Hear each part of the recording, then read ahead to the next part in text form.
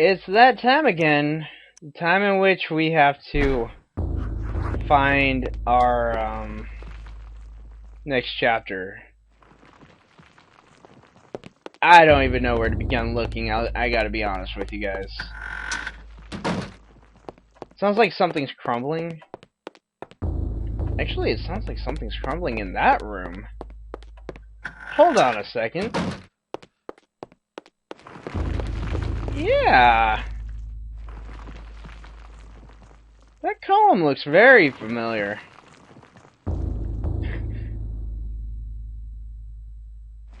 Yeah, okay, alright.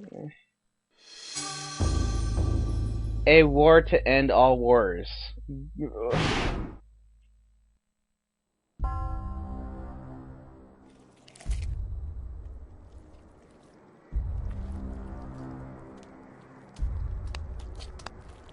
The Black Guardian grows restless, my liege.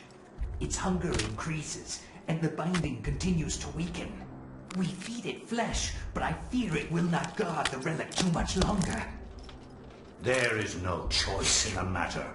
It must remain and guard the artifact until the time of planetary alignment. After that, the Guardian may return to its lair. Our master does not like failure.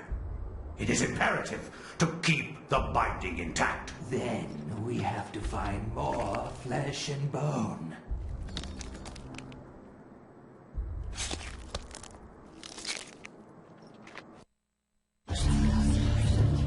That's a very inquisitive sight to Augustus, but I didn't think we were gonna be able to find this so quickly. Let's just check and get on with it. This appears to be a page from the Tome of Eternal Darkness entitled "A War to End All Wars." Useless item to read the chapter. Yes. The War to End All Wars redefined how mankind looked at war and the value of human life. Over 19,000 men lost their lives every day in the trenches of the Somme. Some say uselessly, some invoke a higher cause. I read accounts of the slaughter from many journalists who spent time in the trenches, but I found the account of a certain Peter Jacob to be the most horrible of all. His implication about the ancients' involvement with the war was hideous and so obvious. With the horror of the Battle of the Somme scant miles away and the distant echoes of pounding artillery, a young journalist named Peter Jacob researched his latest story from the front lines. His grim task brought him to Oublier Cathedral, now transformed into a field hospital.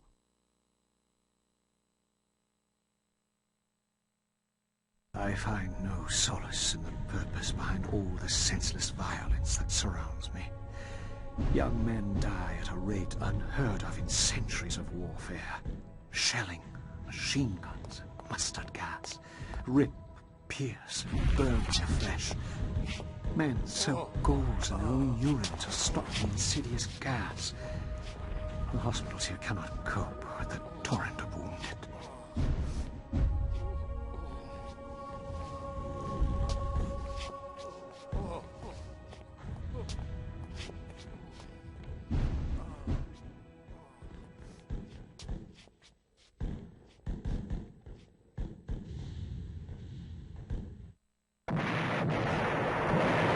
Oh man.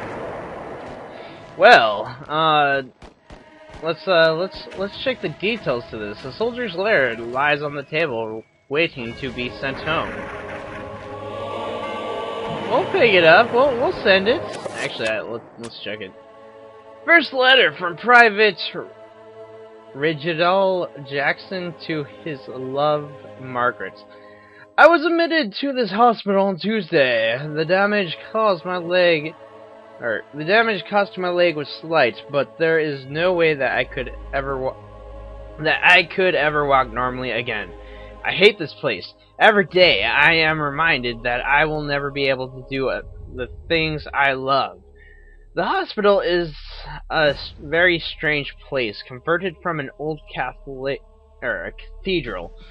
There is an odd atmosphere around it, silent before the words of the wounded calling out in the night. There is no doubt it is haunted. What I find most odd in this place is that you never see anyone leave during the day. It's not right. No goodbyes or farewells, just an empty bed where you wake. That's kind of sad. We got a lucky penny. Let's check that. That thing's cool. Coin marked in a particular manner. It's held sentimental value for someone. Whoever holds the penny will undoubtedly receive good fortune. Hopefully it holds up. Let's see, we got a flash pan. I'd like to check that. Photographer's flash pan used to hold combustible powders that when ignited create a large white flash. This can be used to stun some enemies. I'll probably never use it. We got some flash powder for our flash pan, and yeah, that's our inventory. Fantastic. Now with that out of the way, let's see, we got blood-covered bed sheets. We can open this door. And we got someone here, you know. Guard, boarded, yeah, okay. It's just playing guard duty. We can, let's go to the bell tower. How about that? Hey, nurse, can we talk? Yeah. Alright. Cool. While we're at it, let's continue onward. Oh, this kind of looks like a morgue. I'm not even gonna question it, I'm just gonna keep going. Cause, I don't know, I wanna go to the bell tower. Soldier letter, yeah! Letter number 2. Second letter from Private Reginald Jackson to his love, Margaret. I've been here for over a week now, and there is no word when I will be allowed to leave. Strange things have happened. At night, the sounds of the hospital change. Echoes of voices that don't belong in anyone haunt the walls and corridors. The restless ghost, perhaps. Or the sounds of movement or whispers. I have seen war firsthand, and the sounds at night in this hospital scare me more than ever thought possible. What's going on here at night? Why do I feel so threatened? My fears are worsened by the talk of other young soldiers. One said that he had heard cries for help in the middle of the night. Cries that were only answered by the snarls of rage and not compassion. Another said Lance Corporal Haskill had not been discharged, but had gone missing. I stare at his empty bed with a sense of unholy dread gnawing at my heart. Yup, definitely the work of whatever Zelatoth is up to. Trying to take over the world, I don't know. Can't ring the bell! Alright. I understand. We're just gonna continue onward. Going here was kind of, I don't know.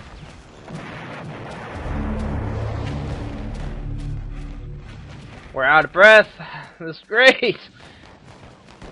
Oh well.